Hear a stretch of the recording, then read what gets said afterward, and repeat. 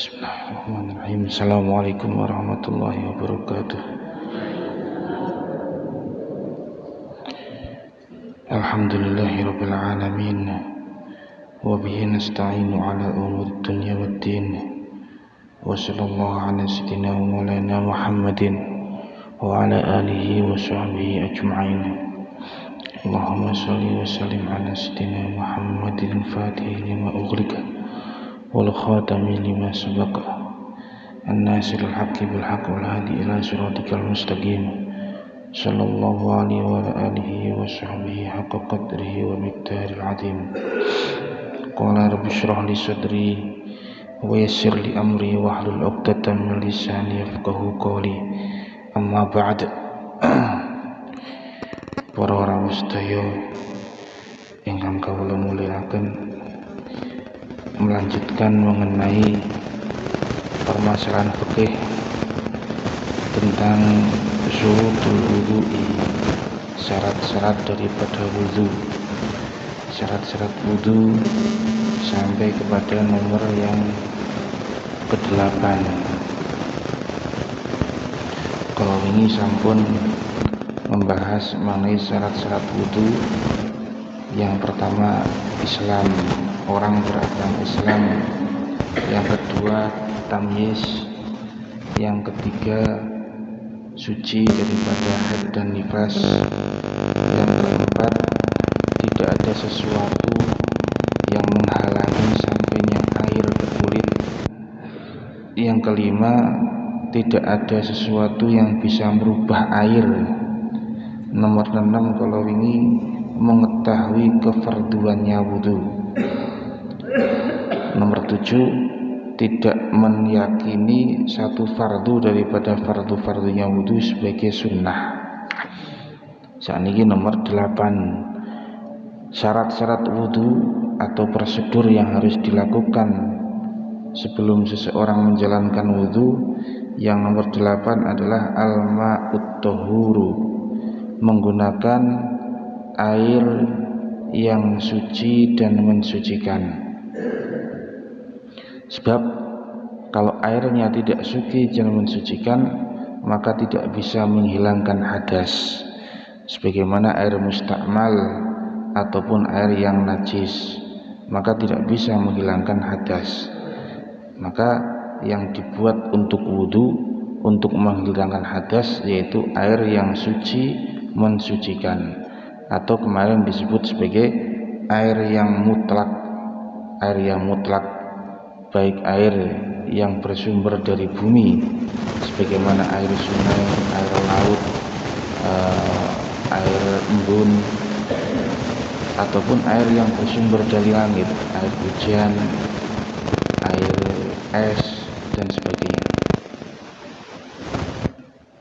Syarat nomor 9 di dalam salah satu daripada syarat-syarat wudu adalah izalatun najasatil ainiyah, menghilangkan najis ainiyah. Najis niku wonten kalih, enten kalane najis hukmiyah. Yang nomor 2 adalah najis ainiyah. Najis ainiyah ini adalah najis yang tampak oleh mata. Nah, ini najis ainiyah. Kalau najis kok kelihatan oleh mata, maka disebut najis ainiyah.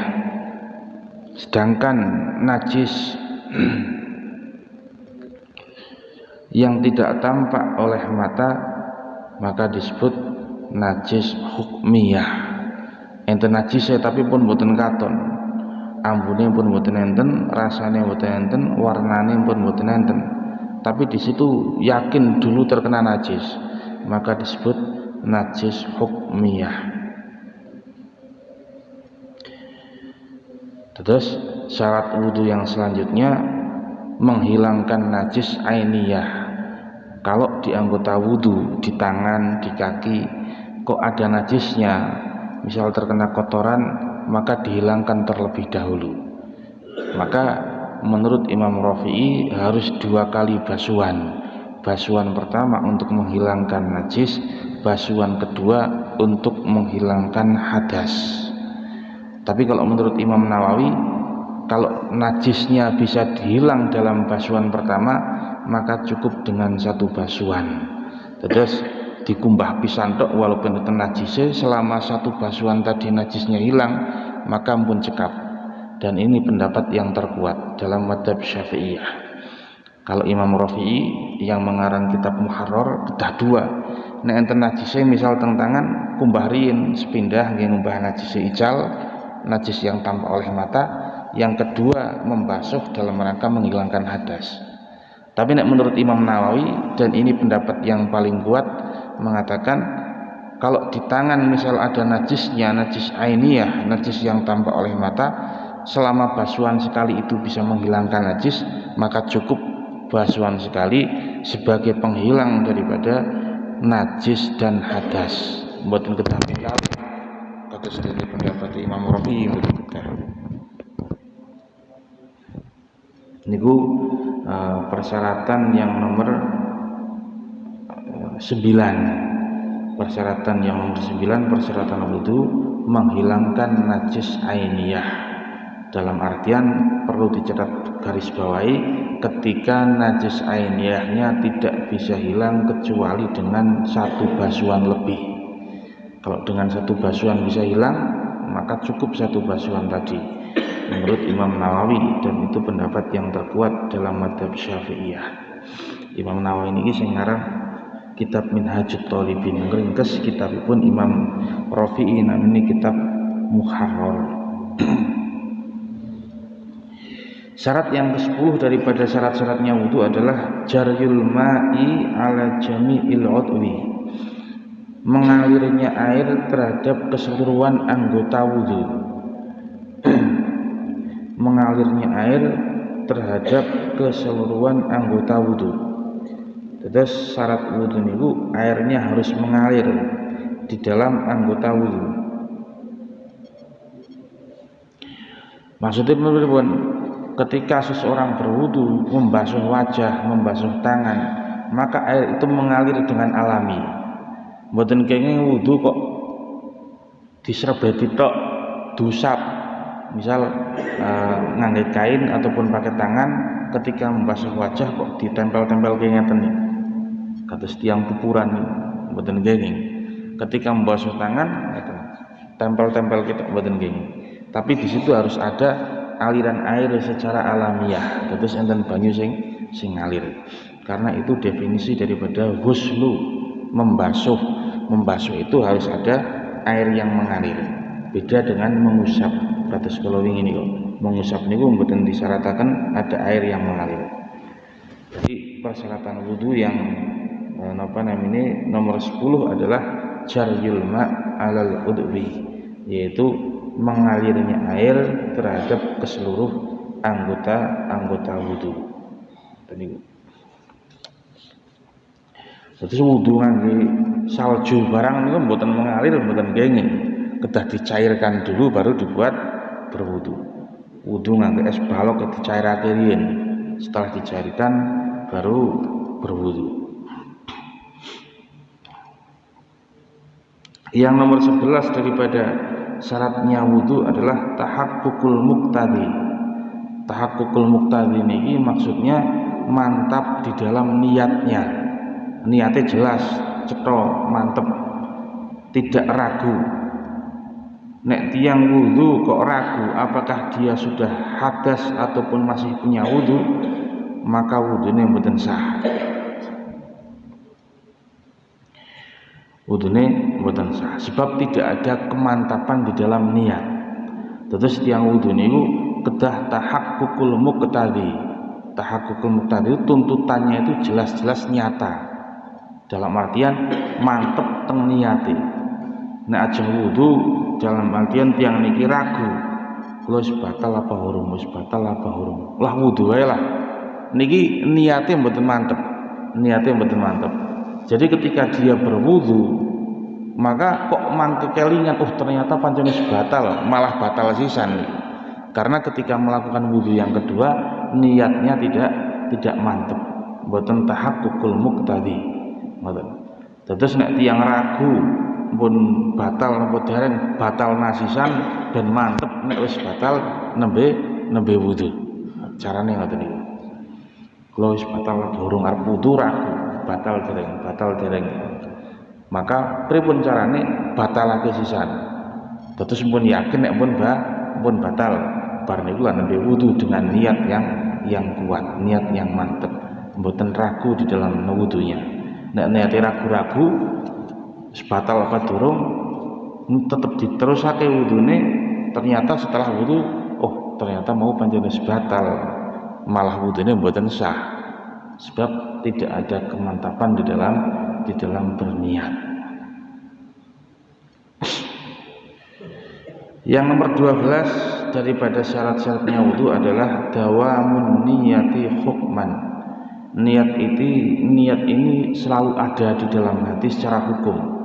Dalam artian mboten kok niat terus ngawit wudu terus tekan rampung wudu ngaten mboten.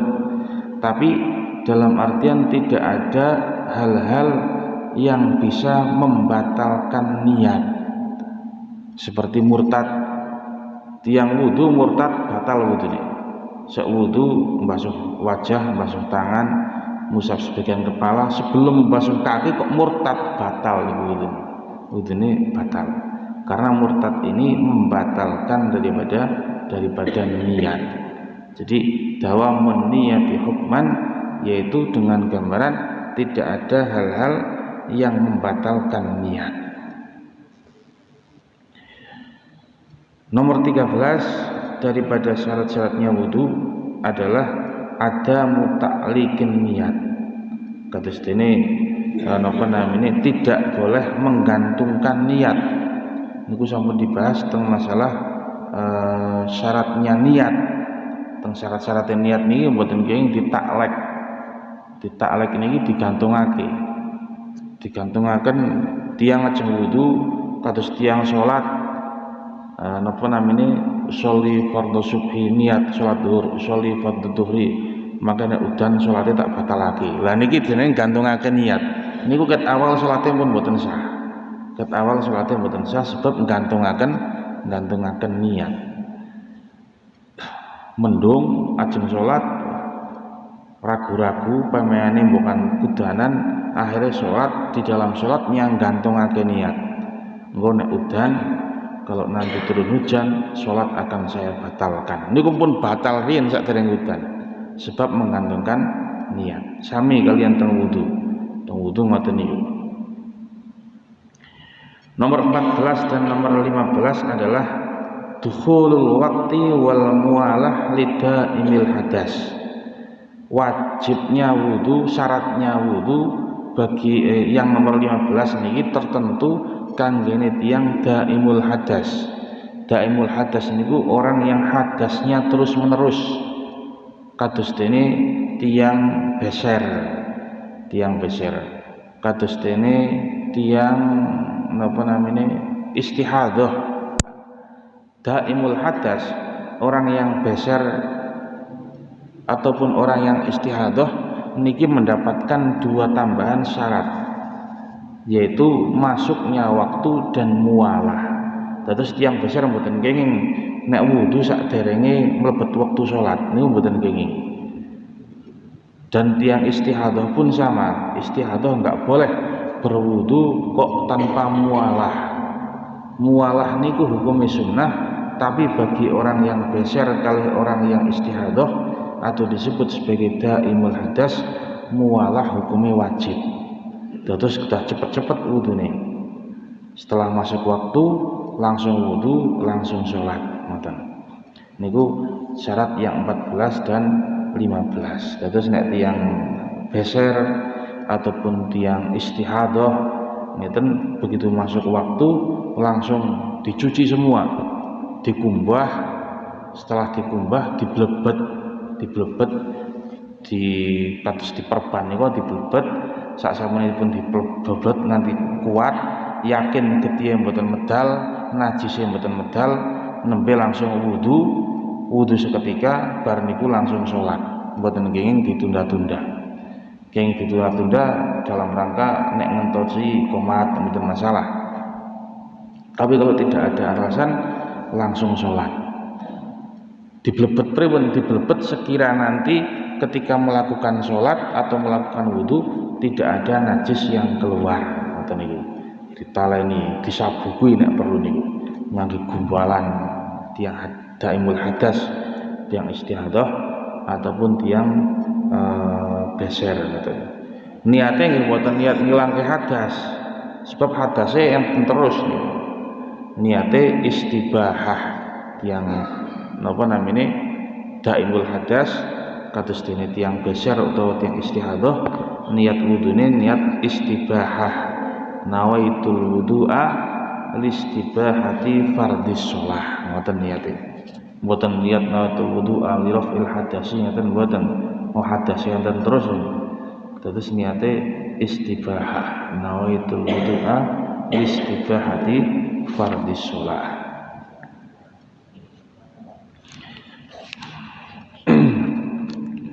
Niku nggih monggo.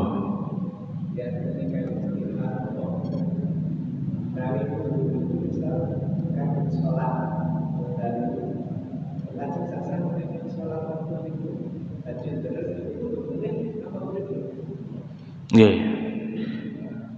Jadi dados tiang istihadah niku satu kali wudu untuk satu kali sholat fardu. Untuk satu kali sholat fardu.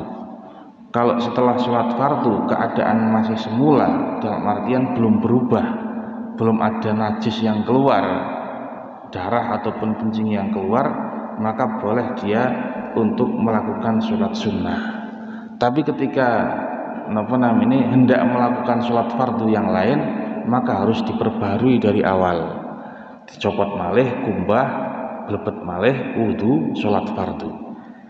Maka kalau baca Quran dan sebagainya selama tidak ada najis yang keluar mboten dipermasalahkan. Yang dipermasalahkan ketika hendak melakukan sholat fardu yang kedua kalinya, maka kedah diowahi malih ngoten. Dan niatnya nawaitul wudu'a listibahati fardhis shalah. Niat wudu karena agar diperbolehkan melakukan sholat.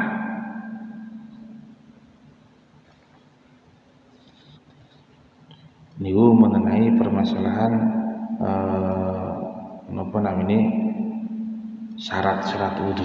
Insyaallah mengenai masalah tiang daimul hadas maka dibahas lebih lanjut di bab berikutnya insyaallah. Niku persyaratan terakhir daripada syarat-syarat wudu 14 dan 15 adalah masuknya waktu dan mualah bagi daimul hadas. Enten sing dereng jelas? Monggo disampaikan.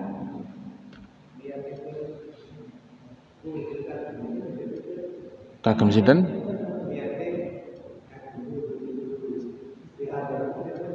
Nawaitul wudu'a listibahati fardhis shalah. Fardhis shalah. Nggih. Nawaitu niat ingsun al wudu'a ing wudu listibahati fardhis sholati krana amprih wenani nglakoni kefarduane salat ngoten. Terus nawaitul wudu'a listibahati fardhis shalah. Niku kangge tiyang istihadah utawa kangge tiyang-tiyang ingkang beser ngoten niku daimul hadas, hadase terus menerus tidak berhenti. Enten malih ibu-ibu enten sing ajeng ditakenaken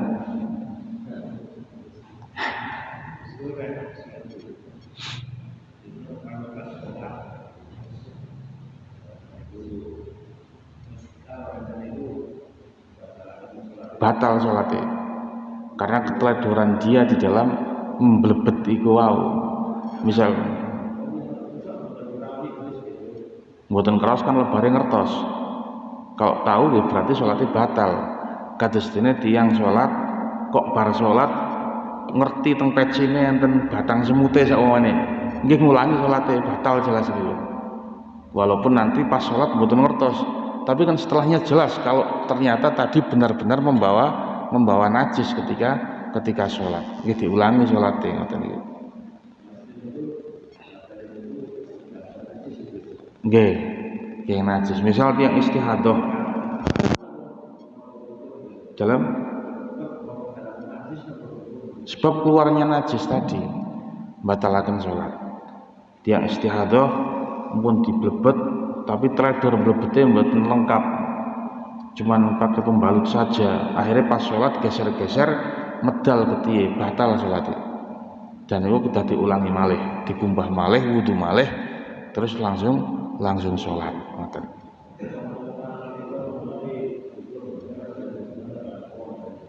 Napa?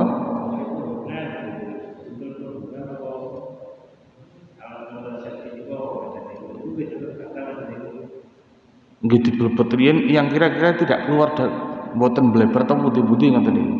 Niku kan tetap metu. Kados tiyang istihadah kan tetap metu terus gitu ya. Tapi kan di tempat yang tidak keluar kemana-mana. Ngoten niku. Yang dimaksud membatalkan niku nek ngantos keluar dari tempat blebetane niku. Keluar dari tempat yang telah disediakan. Nek diblebet ngoten kok bleber tekan pupu lah niki batal. Nek metune teng jerone niku mboten masalah, memang di situ tempatnya. Mboten saged kan tetep metu terus niku. Tiang beser niku sami. Tiang beser nggih metu terus walaupun pun dehem-dehem barang tetep metu terus mangke gawa wudu, gawa salat niku keluar terus. Tapi kan disediakan tempat yang tidak keluar kemana-mana, mboten bleber teng pundi-pundi. Ngangge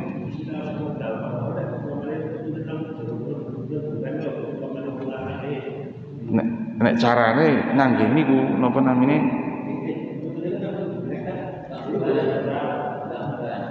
dilakban. Sing kita dilakban. Wes sing penting ngangge pengaman yang kira-kira keluarnya tidak merambah teng pundi-pundi, ngoten mawon. Mboten napa-napa karena darurat. Namine dasarnya darurat. Namanya daimul hadas, ngoten. Jelas nggih ngeten nggih. Enten malih. Mboten enten kula terasaken pembahasan selanjutnya yaitu mengenai masalah nawaqidul wudu'i. Hal-hal yang bisa membatalkan wudu. Nah, ini nawaqidul wudu'i. Sebagian kitab menjelaskan namanya asbabul hadasi, bab menjelaskan tentang sebab-sebabnya hadas. Sami nawaqidul wudu atau asbabul hadas niku sami mawon, yaitu hal-hal yang merusak wudu atau hal-hal yang menjadi sebab terjadinya hadas niku enten sekawan. Nawaqidul wudu'i arba'atun.